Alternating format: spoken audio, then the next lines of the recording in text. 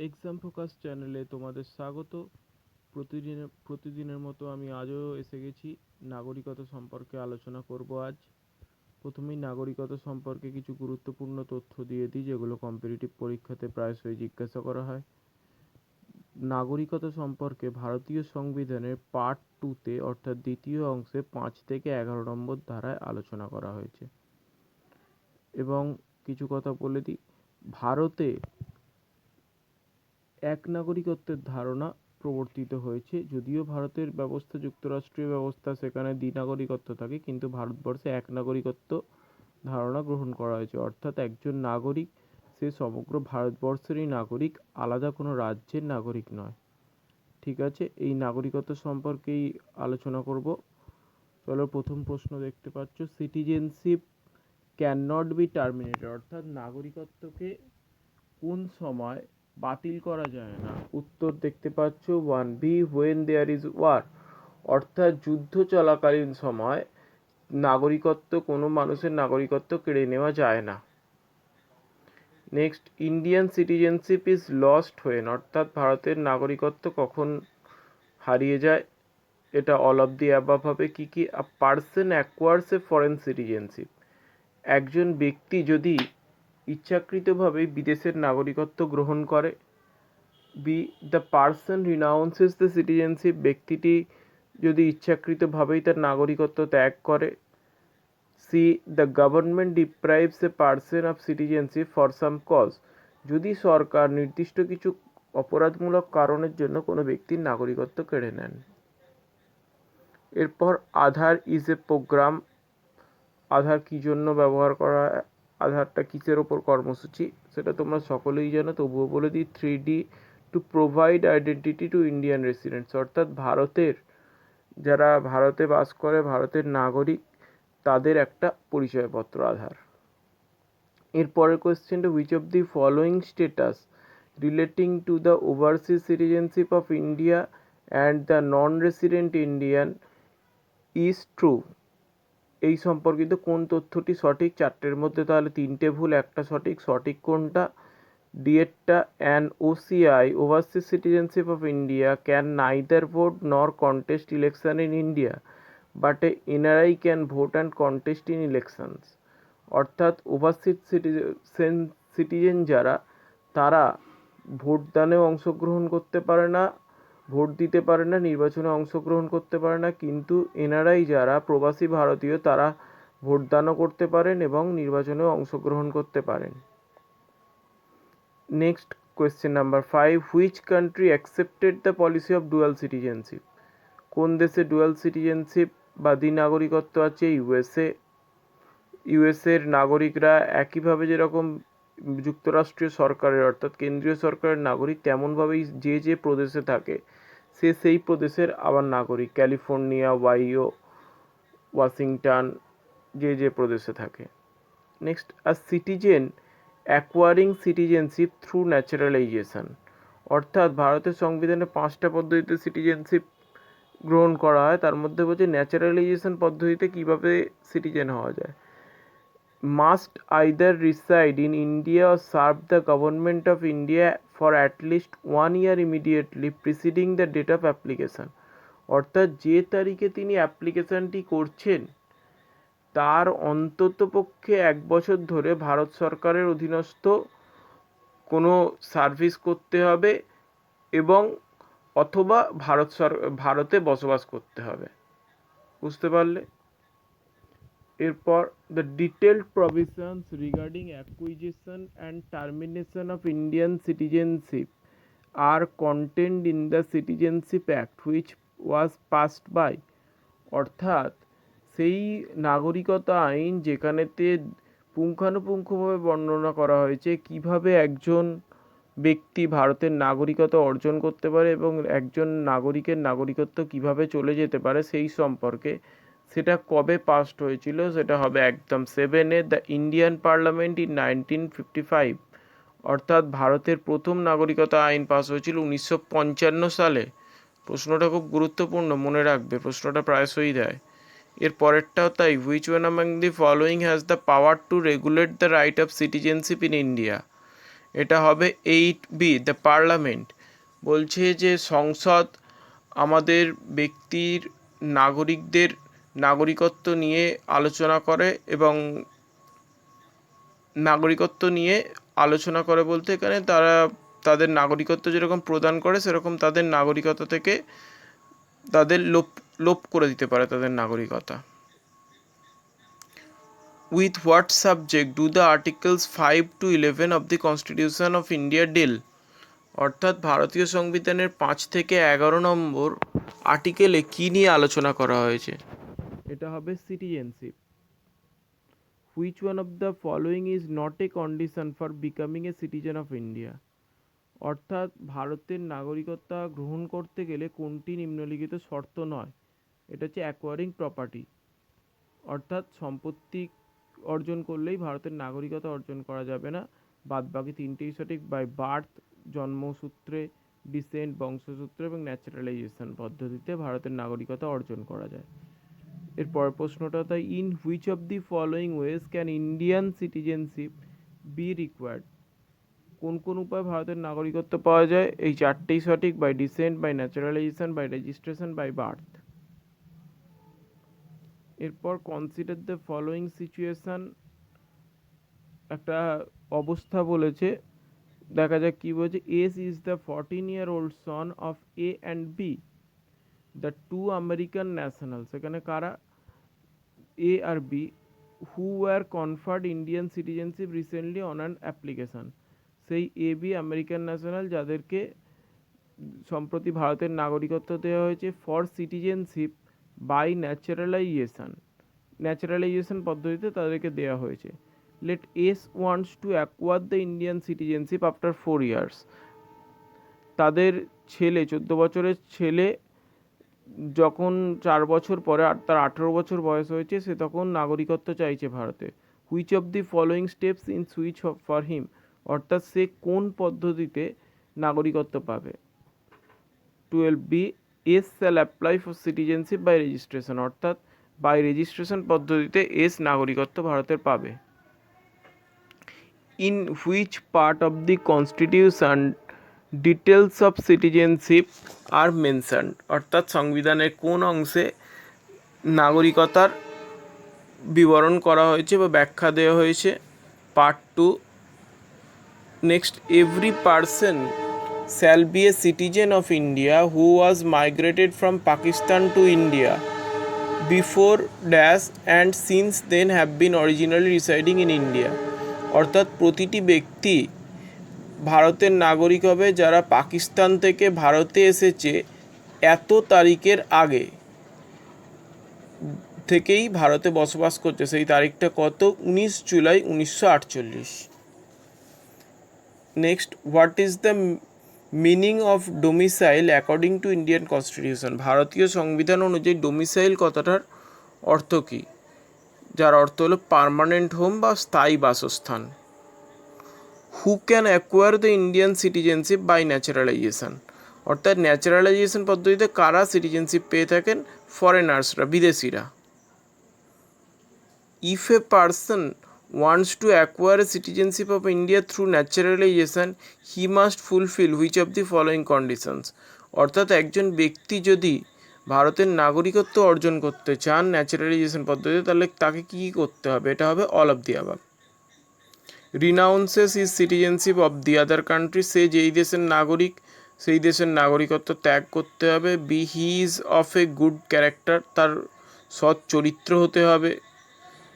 C, after naturalization he wants to reside in India, naturalization হওয়ার পর তাকে ভারতে বসবাস করতে হবে। All of the above are correct. Next, a person will lose his citizenship if, এখানে অল অফ দি অ্যাবাভ হবে, অর্থাৎ একজন ব্যক্তি নাগরিকত্ব কী কী কারণে হারাতে পারেন?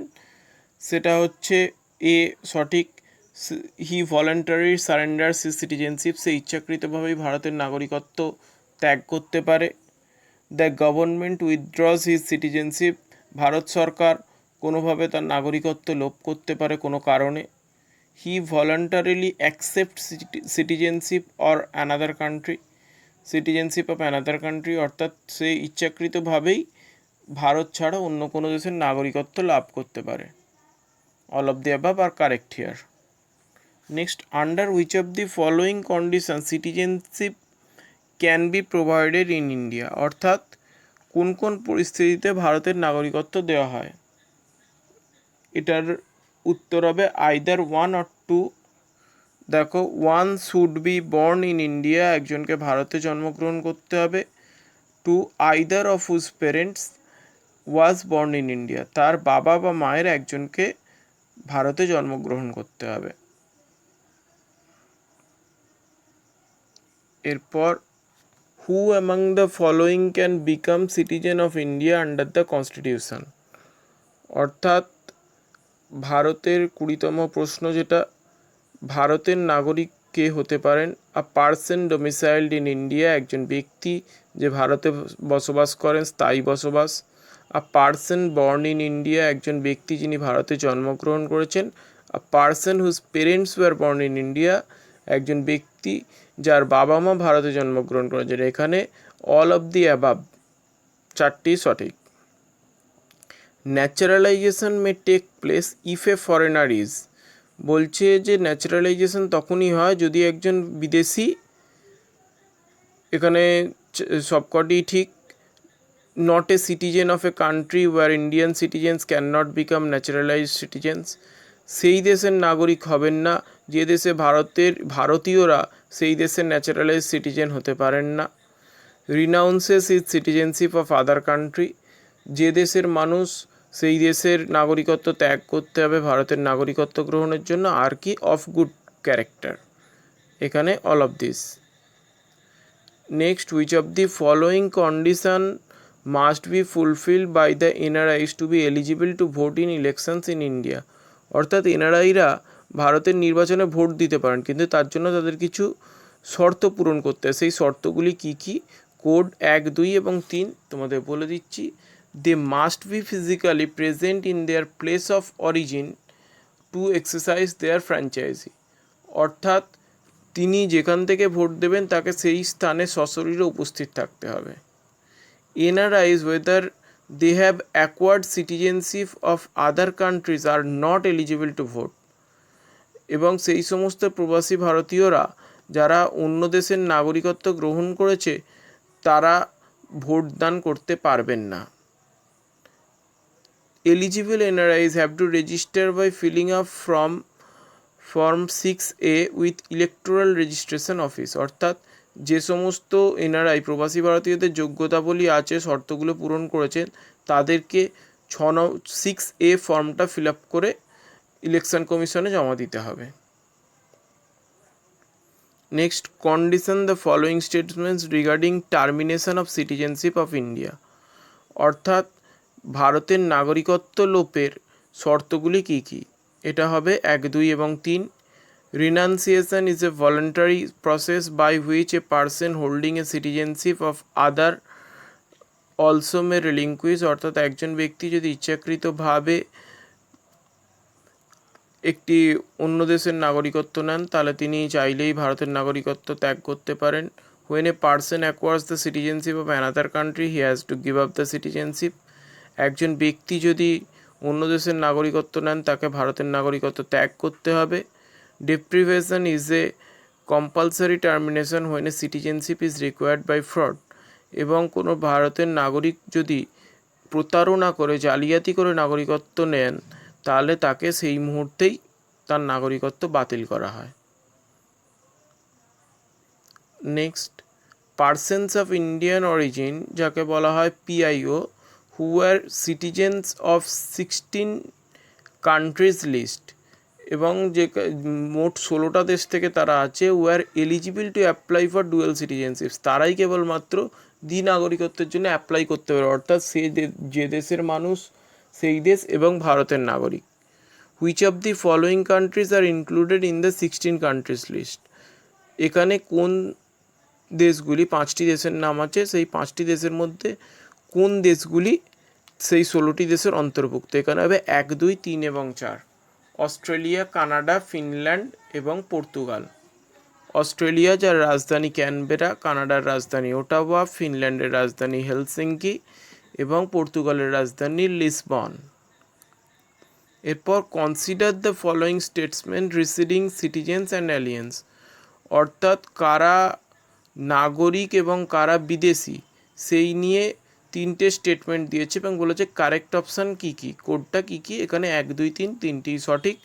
বলে দিই, স্টেটমেন্ট 1-এ বলেছে alliance do not enjoy all the fundamental rights, অর্থাৎ যারা বিদেশি তারা সমস্ত মৌলিক অধিকার ভোগ করতে পারেন না, এটা সঠিক।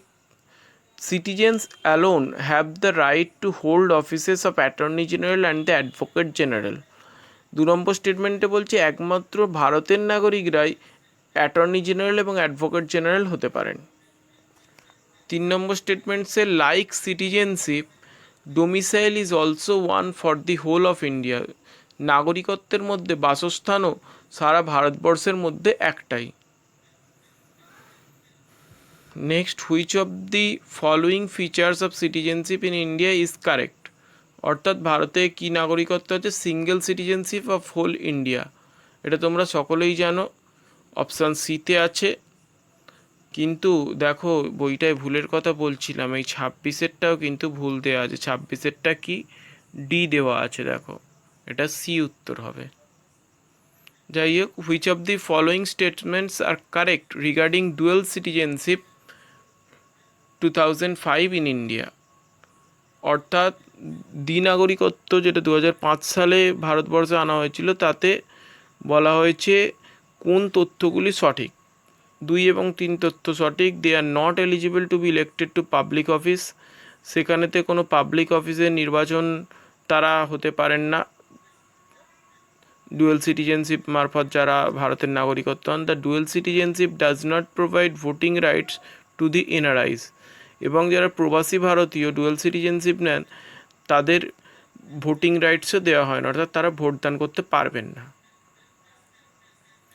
Next question 28, the citizenship means, যেটা সিডিএস 14-তে এসেছিলো তোমরা দেখতে পাচ্ছ, citizenship means all of the above, full civil and political rights of the citizens, অর্থাৎ নাগরিকদের সম্পূর্ণ পৌর এবং রাজনৈতিক অধিকার আছে, সমস্ত অধিকার। To the rights of suffrage for election to the house of the people of the union and the legislative assembly of every state, অর্থাৎ লোকসভার নির্বাচন কেন্দ্রে এবং প্রত্যেকটা রাজ্যের বিধানসভায় বা আইনসভায়, বিধানসভা যেখানে আছে বিধানসভা, বিধান পরিষদ, মানে কোথা রাজ্যের আইনসভায় তারা ভোট দিতে পারেন। Third statement, the right to become a member of the parliament and member of legislative assemblies, এবং তারা ভারতের সংসদ এবং রাজ্যের আইনসভার সদস্য হতে পারেন। Next question 29, which one of the following changes has not been made to the Citizenship Act of India by the amendment in 2015? 2015 সালে যে নাগরিকত্বের আইনের সংশোধন হয়েছিল সেখানেতে কোন পরিবর্তনটি হয়নি, 4টের মধ্যে। খুবই কঠিন একটা প্রশ্ন যেটা সিডিএস 15 সালে এসেছিল। এর সঠিক উত্তর হবে A, the overseas citizens of India will now be called the overseas citizens of India card holders, অর্থাৎ যারা ভারতের ওভারসিজ সিটিজেন তাদেরকে এখন থেকে overseas citizens of India card holders বলা হবে না, এটা বলা হবে, সেটা হয়নি 2015 সালে। এরপর which of the following statements with regard to citizenship provisions of the Constitution of India is or are correct, নাগরিকত্ব সম্পর্কে কোন তথ্যগুলি সঠিক, both 1 and 2। Statement 1, no person shall be a citizen of India by virtue of article 5 or be deemed to be a citizen of India by virtue of Article 6 or Article 8 if she or he has voluntarily acquired the citizen of any foreign state, অর্থাৎ সংবিধানের 5 নম্বর ধারা, 6 নম্বর ধারা এবং 8 নম্বর ধারা অনুযায়ী যে ধারাই হোক না কেন এগুলোর মাধ্যমে কোনো ব্যক্তিকেই ভারতের নাগরিকত্ব দেওয়া হবে না যদি তিনি ইচ্ছাকৃতভাবে কোনো বিদেশি রাষ্ট্রের নাগরিকত্ব গ্রহণ করেন, এটা সঠিক। 2 নম্বর, the parliament has power to make any provision with respect to the acquisition and termination of citizenship and all other matters relation to citizenship, অর্থাৎ ভারতের নাগরিকত্বের ব্যবস্থা এবং সমস্ত তাদের নাগরিকত্ব অর্জন এবং বাতিলের ব্যবস্থা ভারতের পার্লামেন্ট করে থাকে। এটা সংবিধানের 11 নম্বর ধারায় বলা হয়েছে। দ্য থিম অফ 2016 প্রবাসী ভারতীয় দিবস, অর্থাৎ 2016 সালের প্রবাসী ভারতীয় দিবসের থিম কী ছিল? Engaging diaspora connecting across generation. যাই হোক, এটা এখন আর তোমাদের লাগবে না। তোমরা জেনে রাখো শেষবার 2019 সালে যখন প্রবাসী ভারতীয় দিবস পালন করা হয়েছিল তার থিম কী ছিল? সেটার থিম ছিল role of Indian diaspora in building a new India. 2020 সালে এই দিবস পালন করা হয়নি, কারণ ঠিক হয়েছে এটা এখন প্রতি 2 বছর অন্তর পালন করা হবে। 2021 সালে আবার পালন করা হবে। এরপর কনসিডার দ্য ফলোয়িং স্টেটমেন্টস, তার মধ্যে দুটি স্টেটমেন্ট দিয়েছে, তার মধ্যে কোনটি সঠিক বলতে বলেছে। প্রথমটি সঠিক, friendly aliens are subject of those countries that have cordial relationship with India and enemy aliens are subjects of that country which are at war with India. এইটা সঠিক উত্তর। এবং বলে রাখি, ভারতে সেক্ষেত্রে দুটি অ্যালিয়েনও বলা যায়, বিদেশি দেশ কী কী, একটা হচ্ছে ফ্রেন্ডলি অ্যালিয়েন্স আর একটা হচ্ছে এনিমি অ্যালিয়েন। ফ্রেন্ডলি অ্যালিয়েন মানে হচ্ছে বন্ধুত্বপূর্ণ দেশ, আর হচ্ছে এনিমি অ্যালিয়েন মানে হচ্ছে তোমার শত্রুভাবাপন্ন দেশ। অর্থাৎ যে সমস্ত বন্ধুভাবাপন্ন দেশ তাদের নাগরিকরা, তাদের সাথে যেহেতু আন্তরিক সম্পর্ক আছে সেই জন্য তাদের সাথে তাদের নাগরিকরা কিছু বিশেষ সুযোগ সুবিধা পাবে। এবং এনিমি অ্যালিয়েন্স যারা আছে, যাদের সাথে যে সমস্ত দেশের সাথে ভারতের যুদ্ধ আছে, তাদের নাগরিকত্ব পাওয়াটা, ভারতের নাগরিকত্ব পাওয়াটা একটু কঠিন ব্যাপার হয়ে দাঁড়ায়। যাই হোক, আজকের নাগরিকত্ব অধ্যায় শেষ করলাম। তোমাদের কারোর কোনো প্রশ্ন থাকলে অবশ্যই মন্তব্যের বাক্সে জানিও। কোনো অসুবিধা হলে আমি আছি। Good bye, good night.